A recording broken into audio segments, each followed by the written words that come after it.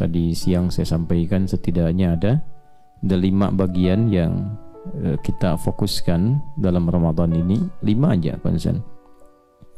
1 amalan siang, ingat ya. 2 amalan malam, 3, 4, 5 menyertai siang dan malam. Yang amalan siang disebut dengan apa tadi? Siam. Dimulai dari fajar, kemudian berbuka di waktu maghrib. Dalilnya Quran surah ke-2 Al-Baqarah ayat 183, siamnya waktunya di ayat 187. Kemudian kemuliaannya kalau benar ditunaikan maka akan menghasilkan ampunan Allah Subhanahu wa taala. Man shama ramadhana imanan wa ihtisaban ghufira lahu ma taqaddama min dhanbi. Amalan malamnya disebut dengan qiyam. Tadi yang baru ditunaikan. Salatnya disebut salatul lail. Cara penunaian rukun dan syaratnya disebut dengan qiyam. Sifatnya disebut dengan apa? Tarawih. Nah, yang menyertai siang dan malam ada yang pertama itu amalan harta. Oke? Amalan apa? Harta. Harta itu sifatnya material. Jadi bisa sekarang dalam bentuk uang, bisa dalam bentuk makanan, bentuk pakaian.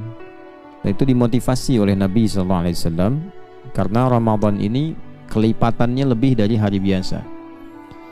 Jadi amalan harta ini kalau hari biasa standar paling ringannya 700 kali, paling ringan. Jadi bukan patokannya 700, bukan. Tapi paling standarnya 700. Jadi amal biasa yang tidak melibatkan harta itu 10. Quran surah 6 ayat 160. Man jaa bil hasanati falahu asyru amthaliha. Tadi solat misalnya. Solat kan gak melibatkan harta. Ada orang solat bayar. Gak ada kan ya? Baik. Nah, solat itu amalan fisik. Sekali solat itu mendapatkan 10 kebaikan. Kalau jamaah 27. Jadi 27 kali 10. Kalau dilakukan di masjid dapat 25 lagi. Nanti di hadis Muslim jarak 1, kedua, ketiga, keempat masing-masing 500 tahun.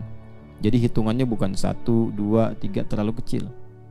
1, kedua 500 tahun, 2, ketiga 500 tahun. Nanti tampaknya saat di akhirat. Kalau pahala itu bicaranya akhirat bukan dunia. Ya, kalau dunia itu keberkahannya. Kalau pahala di akhirat ditampakkan saat akan meninggal.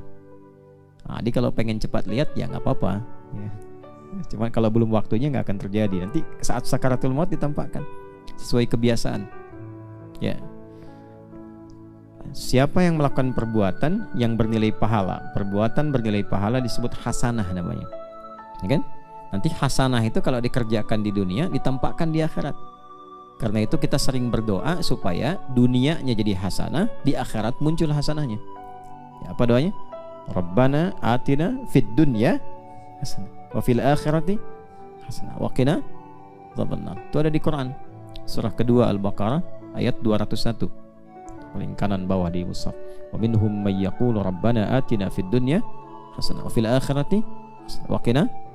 Nah, salat itu disebut hasanah. Salat itu hasanah. Di saat dikerjakan di dunia dituliskan pahalanya, di akhirat ditampakkan saat dihisab. Dari mana taunya? Quran surah 11 Hud ayat 114. Aqimis salata tarafain nahar wa zulafan minal lail innal hasanati yudhibnas sayyiat. Jadi semua jenis salat namanya hasanah. Itu amalan fisik. Nah, kalau sudah amalan harta, standarnya berubah dari 10 jadi 700. Nah, karena kalau sholat amalan fisik semua bisa mengerjakan. Yang tak ada harta pun bisa sholat, bahkan mengikat wajib, ya kan? Jadi sama semua. Tapi kalau sudah menggunakan harta, bahkan yang punya harta pun belum tentu mau mengeluarkan hartanya. Apa dikira wajib zakat mau keluar zakatnya? Belum tentu. Apalagi infak. Ya. Dan kalau sudah semakin banyak, biasanya kalau jarang atau sedikit infaknya. Makanya ada rumus dari para ulama, kalau masih sedikit, rajin-rajin berinfak. Karena kalau sudah banyak, belum tentu mau dibagi. Coba begini, punya teman ya, punya uang 1000, dibagi 2 mau nggak? 500-500. Mau. Ya, kalau sedang jalan nih, mau beli makan, ada 10.000, kita bagi 2 lah. Saya 5.000, kamu 5.000. Tapi kalau sudah dapat 1 miliar, mau nggak dibagi 2? Huh? Nah, itulah manusia. Lebih banyak cenderung sedikit berbaginya.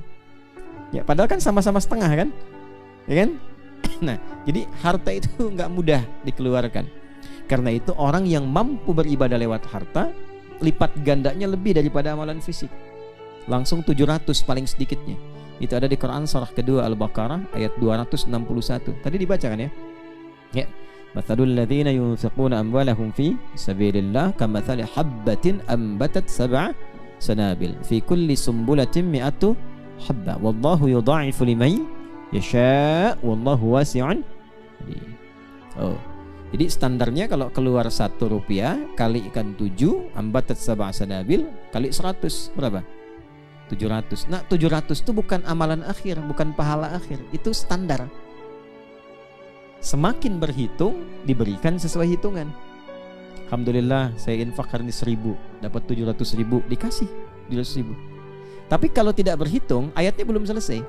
Kalau tidak berhitung, wallahu yudha'ifu liman yasha, maka Allah melipat gandakan tanpa hitungan bagi siapa yang dikehendaki. Salat juga begitu. Kalau ngitung jamaah lumayan dapat 27, dikasih 27. Tapi kalau nggak berhitung dilipat gandakan, apalagi Ramadan. Nah, amalan harta saat di Ramadan itu lipat gandanya lebih daripada 27, lebih daripada 100, lebih daripada 700. Jadi kalau hari biasa 700, Ramadan dilipat gandakan lagi. Karena itu Nabi senantiasa memberikan pesan, sekalipun cuma 1 kurma, kan pas buka tuh dapat kurma beberapa ya. Nah, ambil dulu tuh supaya jadi hak milik. Setelah itu bagi sama temen. Itu rumus cepat ya. Rumus olah-olahan tuh begitu tuh. Ya, kan kalau sudah diambil jadi hak milik kan? Nah, bagi sama temen 1. Ya kan? Di sini kan nggak ada kotak infak karena wakaf semua. Ya. Atau minuman walaupun cuma sehirup. Gitu ya. Nah, itu kurang lebih demikian. Kalau hal-hal yang sifatnya materi itu tidak mudah dikeluarkan. Jadi baik siang ataupun malam. Nah, kalau siang nggak bisa bagi makanan, ya haram hukumnya disuruh buka siang ya, dibagi tidak. Kalau siang silahkan, ada pakaian misalnya, ada apa bentuknya. Malam berbagi makanan atau menjelang buka, menjelang sahur, itu tinggi sekali pahalanya.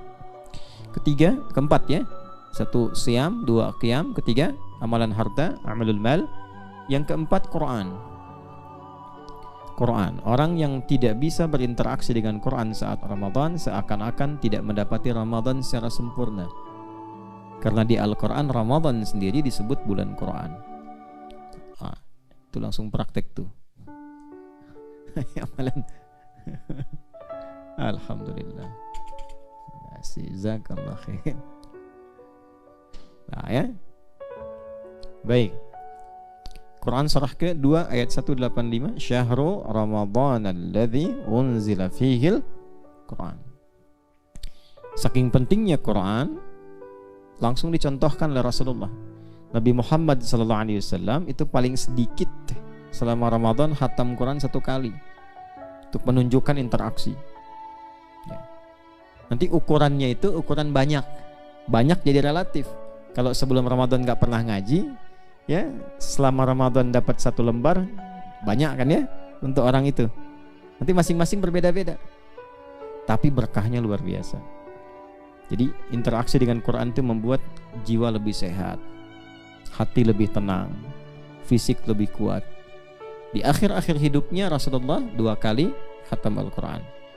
Baiknya bisa sebetulnya Nabi khatam berkali-kali, bisa ratusan kali bisa. Nabi kok. Nah, tapi kenapa mencontohkan sekali supaya tidak memberatkan umat? Yang penting ada interaksi dengan apa? Al-Quran. Imam Syafi'i itu selama Ramadan 60 kali. Jadi sekali siang, sekali malam, sekali siang, sekali malam, 2 kali dalam sehari. Ya. Baik, yang kelima, doa. Baik di siang ataupun di malam, perbanyak doa. Ini waktu mustajab sekarang ini. Ya, waktu-waktunya doa cepat dijawab oleh Allah Subhanahu wa taala. Minta. Nah, saya berikan beberapa waktu yang mustajab di waktu Ramadan. Satu, saat berbuka. Ya. Berbuka, bukan barbuka. Barbuka main kendang, tak ya.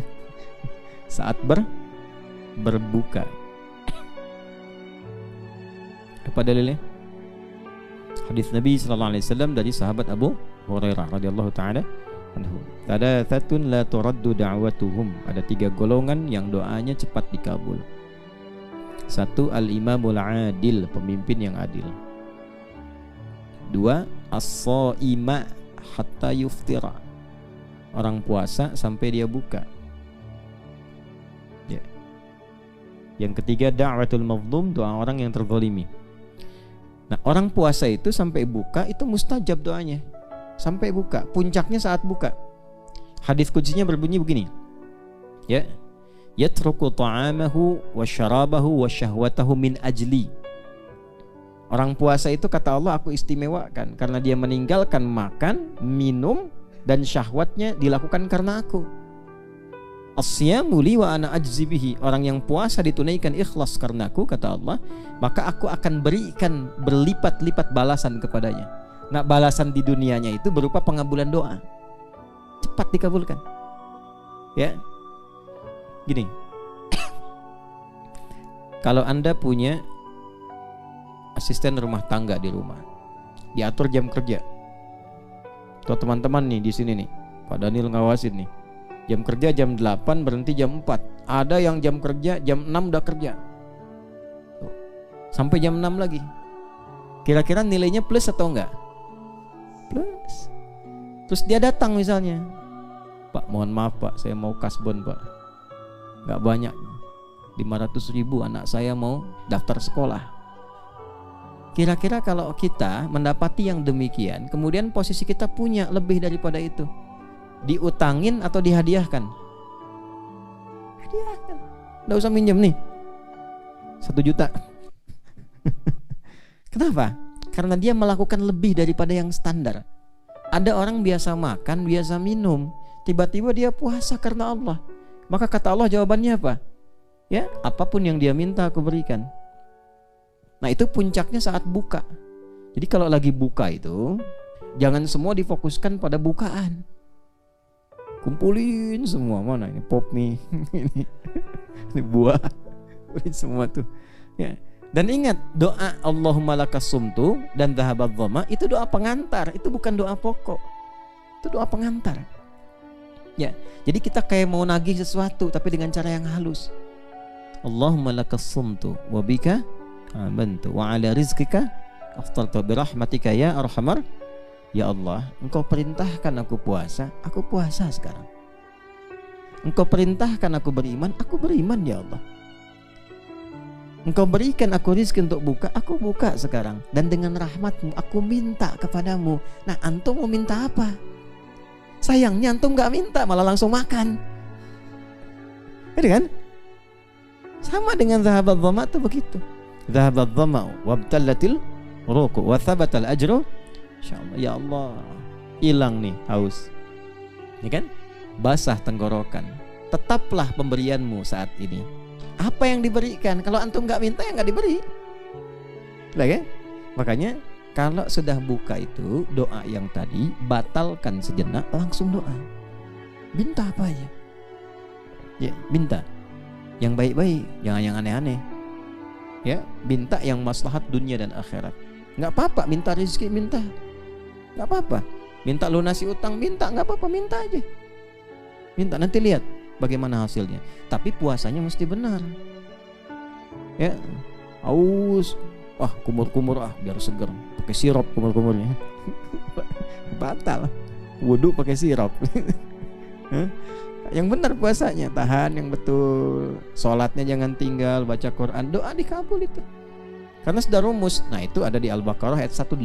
Dan itu paket puasa. Berdoa itu paket puasa. Wa idza sa'alaka ibadi anni fa inni qarib. Perhatikan, ujibu da'watad da'i idza da'a. Kata Allah itu diisyaratkan sepanjang Ramadan pasti banyak hambaku yang datang kepadaku. Motifnya apa? Di antaranya berdoa. minta sesuatu. Sampaikan Muhammad SAW pada mereka, optimis. Kata Allah, bahkan aku akan kabulkan. Kalau dia minta, aku kabulkan. Cuma syaratnya, falyastajibu li wal yu'minu bi la'allahum yarshudun. Kalau aku minta, respon juga. Jangan kita minta pengen cepat dijawab, Allah minta nggak dijawab-jawab. Allahu Akbar, Allahu Akbar. Iya, baru adzan. Dipanggil 435, bangun 534. Tuh kan? Ya. Jadi sesuai dipanggil, seperti itu dijawab. Jadi kalau kita dipanggil langsung cepat, saat kita manggil Allah, cepat dijawab. Gitu. Sebelum dipanggil, udah siap-siap. Subuh 4.38 nih. Jam 3 kita sudah bangun. Sholat dulu, sahur. Itu sebelum kita minta, dikabul sebelum minta. Makanya ada orang yang kelihatan hidupnya itu gak susah. Sebetulnya bukan karena gak susah, saking dekatnya dengan Allah, sebelum minta dipenuhi fasilitasnya. Itu ada yang begitu. Dipanggil jawab, minta baru dijawab. Dipanggil gak jawab-jawab, minta ya mungkin terlambat. Ya, sampai nanti punya kedekatan dengan Allah. Jelas sampai sini? Nah, jadi 5 amalan itu silahkan optimalkan. 1 apa? Siam. 2 qiyam. 3 amalan harta. 4 Al-Quran. 5 apa? Doa. Doa nanti jenisnya banyak. Ada kalau doa permintaan taubat berarti istighfar. Allahumma innaka afuwun karim tuhibbul afwa. Nah, itu buat malam. Buat malam. Ya, nanti ada doa minta ilmu, doa minta rizki, doa minta kelapangan, doa minta dipertemukan dengan jodoh yang salih, salihah dan sebagainya, macam-macam. Itu kurang lebih pembukanya.